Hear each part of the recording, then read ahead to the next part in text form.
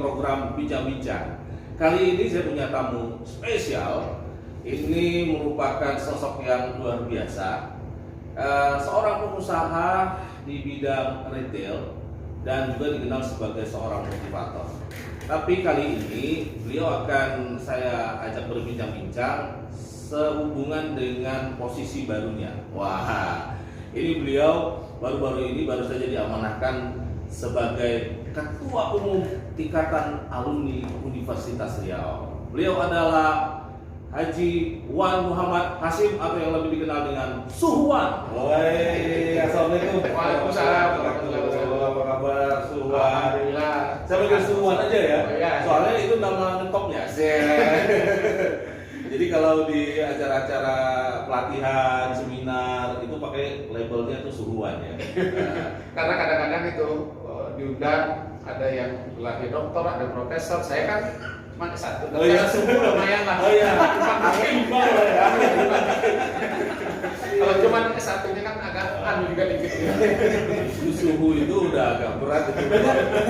Kalau doktor ya atau master itu kan hanya sekedar ilmu ilmu pengetahuan ya. Kalau suhu itu biasanya lahir batin. Aduh, luar biasa. Suhwan, informasinya besok itu akan ada pelantikan pengurus Iya. Undri ya. Benar sekali. Betul.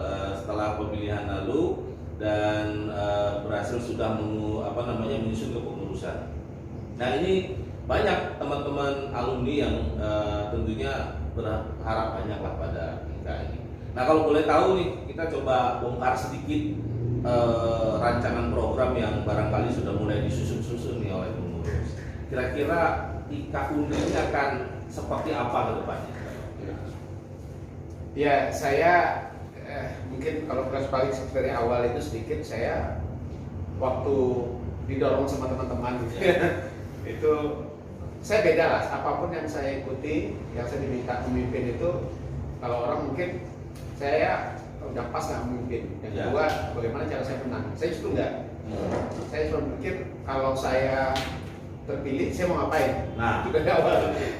Karena saya pernah misalkan ditunjuk jadi ketua Ziswap, jadi kata tinggal kan saya pas rekah. Jadi waktu beliau tunjuk, diminta saya sebagai itu, saya bilang, kenapa saya dipilih? Saya bilang, kalau saya bilang sibuk, saya sombong juga, saya bilang. Tapi ya mau nggak mau kan saya banyak juga kegiatan. Iya. Kan banyak orang yang bisa, saya bilang. Saya nyumbang aja lah, saya bilang. Nah, tapi alhamdulillah beliau menyampaikan sesuatu yang menurut saya perlu ikut kayaknya. Dan alhamdulillah setelah dia berjalan, pengelolaan dana kita alhamdulillah lebih besar ya. Mungkin faktor ini juga faktor kepercayaan orang lah. Biasanya yang jadi ketua sesuatu yang sudah pensiun, yang sudah yang post-power syndrome gitu. Begitu saya mungkin dilihat ini orang bisa dipercaya gitu. Jadi ada harapan lah ya. Ini kan juga sama. Jadi waktu saya tanya beberapa informasi karena saya buta juga seperti apa. Nah, di situ saya pikir ada kesempatan saya melakukan sesuatu. Karena alumni kan banyak yang hebat tuh. Tapi datanya selama ini nggak ada. Terus kita kumpulkan gitu. Dan pengalaman saya diundang sama kampus itu, saya sangat senang. Alumni kita yang undang gitu. Dan banyak yang teman-teman saya tanya-tanya waktu itu beberapa orang bersedia nggak kalau saya undang kita didik adik-adik mahasiswa, kita ngarahkan mereka, kita bimbing mereka. Saya bilang apalagi yang sudah mau lulus, saya bilang. Dan alhamdulillah semua saya didukung. Nah, kemudian yang kedua, saya pikir karena saya entrepreneur, pikir perlu ada kegiatan untuk bisnis. Ya, karena bagaimanapun dengan jumlah alumni yang sangat banyak, itu kan suatu sinergi yang luar biasa, suatu potensi. Apalagi saya memang selama ini bergerak selain bisnis sendiri juga banyak bantu teman-teman yang lain, ya minimal motivasi lah ya. Saya pikir wah ini alma mater kampung kita gitu ya. Itu yang kedua yang saya pikirkan saat itu. Kemudian yang ketiga saya pikir juga ya tadi pelatihan tadi sangat penting nih pelatihan. Nah setelah saya pikir-pikir gitu ada orang lain nggak yang melakukan itu saya pikir ya. Kalau ada orang lain saya dukung lah gitu. Nah akhirnya saya berbalik dukung teman tadi. Berapa yang dukung saya balik dukung. Nggak ada yang mau gitu, nggak ada yang mau tunggu-tunggu, nggak ada yang maju gitu ya. Berarti kalau saya nggak maju, ya mungkin akan seperti biasa lagi kan. Nah, insyaallah saya maju. Jadi dan program itu terus lanjut sampai hari ini. Kita buka bisnis, ya buka bisnis itu nanti. Saya kebetulan bisnisnya retail nih. Nah, KP sekretariat di bawahnya kedai kopi. Saya juga sudah buka di Ekon, untuk kedai kopi untuk kafe juga, nanti untuk praktek mahasiswa segala macam. Dan saya berpikir kalau retail itu bisnis saya, ya, kalau di KP ini saya kira ya sudahlah, saya bisnis akhirat aja lah. Jadi biar nggak kesinggungan nih, kalau saya buka toko di sini mungkin kalau di kampus buka toko masih oke lah. Kalau saya buka nanti di luar, insya Allah Edward Mark akan sampai di sini juga. Nanti rikuh juga kan. Tapi kalau KP di sebelahnya ada toko, oke tuh.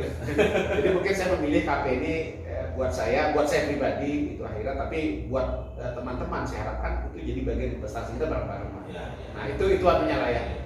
Jadi kalau saya bisa simpulkan bahwa salah satu misi besar dari kepengurusan IKA Unri yang sekarang ini adalah bagaimana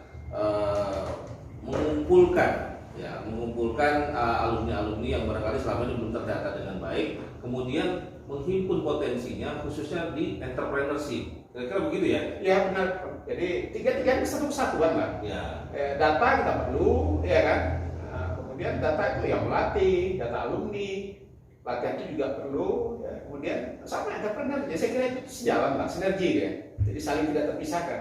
Ada satu hal yang barangkali sering jadi bahan diskusi juga nih, bahwa kalau kita membandingkan alumni Unri dengan alumni universitas lain itu kelihatannya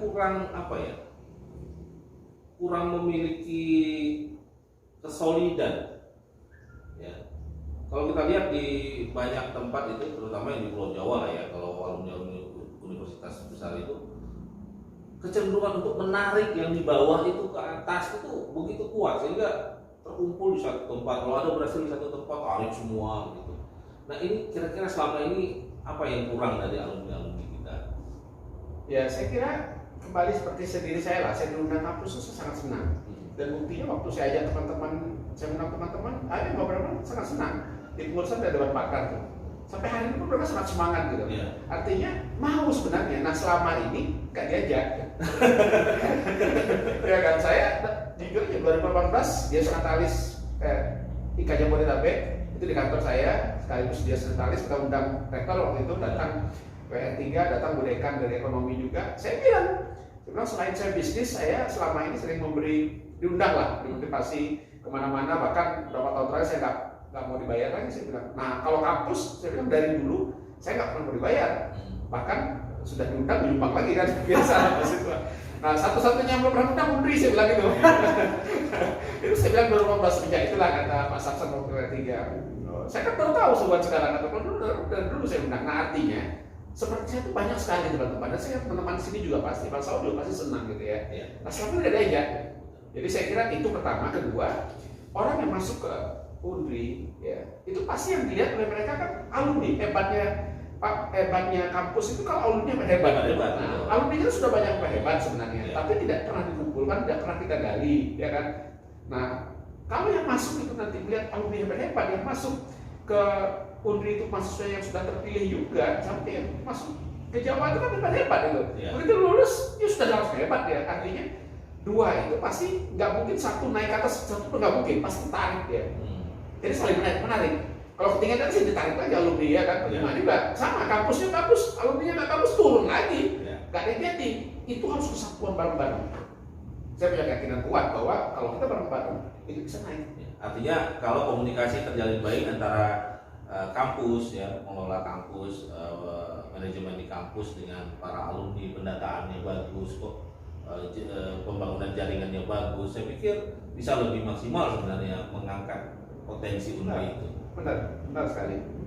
Nah kalau selain entrepreneurship dan pelatihan yang menjadi fokus utama kalau saya lihat dari pemaparan Suwan tadi, apa program lain yang mungkin dari sisi sosial yang akan dikembangkan? Ya, jadi tiga hal itu kan larinya kan sumbernya pasti ke pendanaan. Karena bagaimana organisasi kalau pendanaannya problem pasti sulit loh untuk jalan. Dan saya memikirkan bukan hanya di saat urusan saya ini ya, saya pengen kita berharap sama-sama bahwa setelah ini pun akan berjalan ya. Katakanlah Pak Saud yang lain kelihatan teman-teman banyak yang dermawan nih, tapi kan ini kan berakhir dia pengurusan nanti. Nah setelah itu akan berjalan. Nah itu yang saya pikirkan dari sekarang. entrepreneur yang kita bangun itu entrepreneur ya sebagian itu, terutama yang dari saya ya, dari teman-teman sebagai investasi, saya sebagai untuk biaya organisasi, dan harapan itu berlanjut terus. Nah, kemudian pelatihan itu juga nanti itu salah satu sumber masuk. Kita mengharapkan teman-teman itu jadi alumni aktif. Alumni aktif nyumbang, bukan nyumbang, ada iuran wajib, ya nggak banyak lah, 100.000 1 tahun gitu. Ada pelatihan kita berikan, berbagai fasilitas kita berikan lah, termasuk program beasiswa, bantuan kalau kemalangan gitu ya. Nah sehingga mereka jadi aktif, kan sumber pilihan organisasi. Dengan 110.000 sekarang itu, kalau separuh aja kan sudah 5M itu kalau 100.000 setahun kan. Nah yang pasti setiap mahasiswa baru ada 10.000 orang setahun itu jadi alumni aktif, dan kita langsung bersama dengan kampus nanti waktu sudah ya iuran wajib diikut di situ aja. Baik, kalau 10.000 yang pasti tahun 40.000 orang.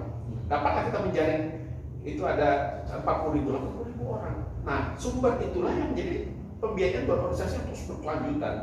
Nah kita bisa memberikan bantuan dalam bentuk yaitu bantuan sosial, sumbangan kemalangan, beasiswa buat mahasiswa yang mahasiswa yang kurang mampu, atau mungkin alumni yang modal usaha, atau dia buat bantuan anaknya kurang mampu, atau buat alumni melanjutkan S2 gitu ya. Dan itu gerakannya dari dana itu sebenarnya. Jadi kalau dana itu berputar ya jalan lah. Kalau bisnis itu kalau omsetnya bagus, selesai masalahnya. Kalau omsetnya problem, itu baru banyak problem itu.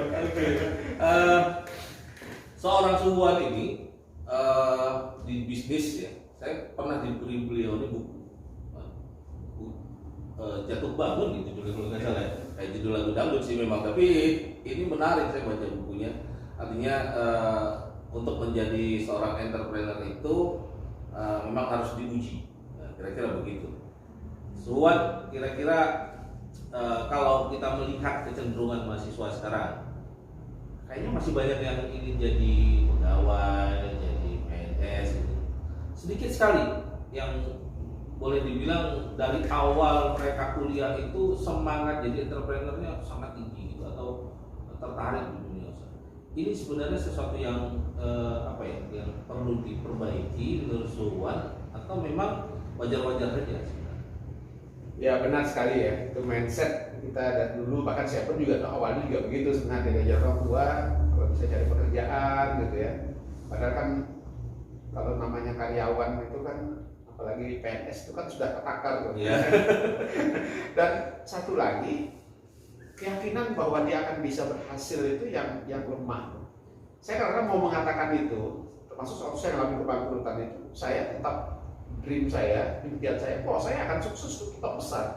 Idol itu akan 1.000 toko, akan 10.000 toko. Itu ada di saat saya bangkrut dan saya nggak akan apa-apa. Coba bayangkan, bangkrut, minus, dia akan terpuruk, utang banyak. Saya bermimpi, mimpinya tidak dikurangi. Kurang. Keyakinan saya tetap ada, tetap menyala. Hari ini 100 lebih itu karena keyakinan itu. Nah, maksud saya, sebenarnya itu kan bisa dilakukan semua orang. Masalahnya itu keyakinannya, mentalnya, sama lah. Itu kan pola pikir sebenarnya. Kalau secara fisik ini kita biasa ngangkat beban yang 100 kilo, biasa 100 kilo kita angkat. Ada beban yang 50 kilo. Sekarang pertanyaan, beban 50 kilo itu berat apa ringan? Relatif kan? Kalau anak-anak yang biasa ngangkat cuma 20 kilo berat banget. Tapi buat orang yang biasa ngangkat 100 kilo itu kan ringan. Sama itu pola pikir kita. Setiap masalah yang ada, termasuk keyakinan tadi, setiap masalah itu kalau masalah itu berat apa ringan? Tergantung kekuatan kita sebenarnya. Kalau pola pikir kita hebat, kuat itu ringan, nggak dianggap malah. Tapi kalau yang dia rapuh, mentalnya itu psikis sebenarnya, ya kan? Itu masalah ketiga itu ada stres, sama dengan keyakinan gitu. Nah, saya ingin mengungkapkan itu kadang-kadang agak bingung juga.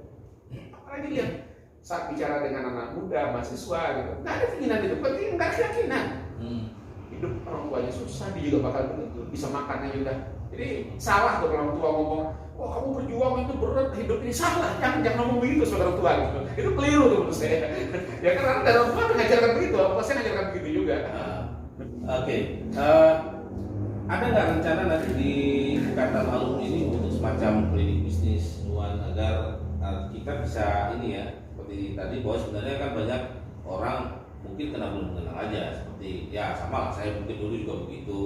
Suhuan ketika baru kuliah juga belum pikir soal entrepreneur. Tapi kan zaman sudah berubah. Kalau kita melihat bahwa kekuatan negara, sebuah negara itu lebih banyak ditopang oleh entrepreneur. entrepreneurship. Dan Indonesia kan boleh dibilang secara data itu masih sangat kecil jumlah entrepreneur. Nah ini kita kan ingin berperan juga nih bagaimana agar mahasiswa-mahasiswa atau alumni itu mulai meningkat lah semangat entrepreneurnya. Tapi kan itu butuh ilmu, dua butuh mentoring gitu kan. Nah butuh kelembagaan yang membantu modal dan sebagainya. Nah kira-kira ada rencana nggak kalau nanti alumni buat semacam klinik bisnis gitu? Ya itu jelas ya pasti ya, karena saya memang diri saya kalau dibilang dari 3 program tadi yang paling besar itu memang pelatihan. Saya membentuk orang karena itu kan mindset, SDM termasuk bisnis saya. Orang kalau berpikir termasuk bisnis bangsawan ini ya, KP ini. Orang kadang-kadang kalau bisnis membuka toko tuh mikirnya produknya apa yang dijual, kemudian bagaimana cara promosi, bagaimana lokasi, penting nggak penting, itu sangat penting. Tapi ada yang jauh lebih daripada itu sebenarnya. Apa yang saya lakukan? Saya dari awal saya bilang bisnis saya ini adalah mencetak sebanyak-banyaknya orang yang mampu menjalankan bisnis ini, terutama pramuniaga. Saya mencetak pramuniaga, mencetak kepala toko yang punya kemampuan bermain pelanggan. Itu sebenarnya produk saya berganti kok. Saya setiap belanja itu saya sudah ingatkan, setiap kamu beli barang tolong 20% barang baru. Ada produk yang dulu ada, sekarang nggak ada. Saya pernah waktu merintis toko itu, saya jual karena banyak yang nanya rokok, saya jual rokok. Coba gitu, diprotes sama ibu. Ini apaan nih, toko mainan anak ada jual rokok gitu kan. Akhirnya saya eliminasi gitu dong. Saya udah masuk rokok waktu sekarang sudah enggak. Rokok itu saya hisap semua. Jadi, nah maksud saya itulah yang kita lakukan sebenarnya. Nah termasuk di di IKA ini. Di IKA ini saya kira untuk klinik yang Bang sampaikan itu sangat penting. SDM-nya sebenarnya, mindset-nya. Kalau dia ngerti mengapanya, bagaimananya otomatis. Kalau dia mengerti, ya mengapa, kenapa dia melakukan itu, kenapa dia punya usaha, kenapa dia sukses, kenapa dia kaya, bagaimananya, otomatis. Orang mikirnya selalu bagaimananya. Bahkan kadang mikir apanya, produknya apa. Enggak, saya nggak mikir produknya. Itu penting iya, tapi ada mengapanya nggak pernah hilang. Selagi itu nggak pernah hilang, insya Allah kita akan terus tumbuh. Jadi pasti itu yang akan kita duplikasi ke IKA Undri ini buat adik-adik ya, alumni dan mahasiswa terutama. Asik, ini satu terobosan yang penting saya kira agar IKA Undri ini bisa punya kekuatan. Karena seperti tadi, biasanya kalau udah jadi pengusaha untungnya banyak, ya kan, bisa berkembang, itu agak lebih dermawan dia biasanya. Tapi kalau dia jadi pegawai, gitu, tetap juga mikirkan nanti kalau dipecat bisa mana gitu kan. Nah jadi ini perlu kita bentuk sebanyak-banyaknya di pengusaha-pengusaha ini, dan nanti bisa kita terus kolaborasi ya, karena pasti salah satu kunci kesuksesan bisnis itu adalah jaringan. Terus ya. Ini dengan adanya IKA Undri ini akan membentuk sebuah jaringan yang besar, sebuah peluang yang besar juga. Jadi mari sama-sama kita doronglah bagaimana IKA Undri ini bisa terus memberikan hal yang terbaik, tidak hanya bagi para alumni tentunya, tapi kepada mahasiswa-mahasiswa yang masih sekarang. Karena toh mereka akan jadi alumni juga. Dan potensi kita itu sangat besar dengan 110.000. Ya. Saya kasih contoh China, kenapa di China ada mereka sukses? Mereka kalau buat pabrik baju dengan penduduk 1,5 M, 10% aja mereka jadi pabrik besar. Artinya gini, ada usaha travel, 110.000 pasar kita langsung sukses usahanya. Artinya sama-sama kolaborasi antara kita itu udah sangat bagus gitu kan. Nah itu yang harus masuk pedal ini kalau kita kolaborasi ini 110.000 subscribe, itu udah langsung. Terakhir semua, mungkin ada yang ingin disampaikan kepada para alumni, pesan seperti apa kita bisa sama-sama majukan.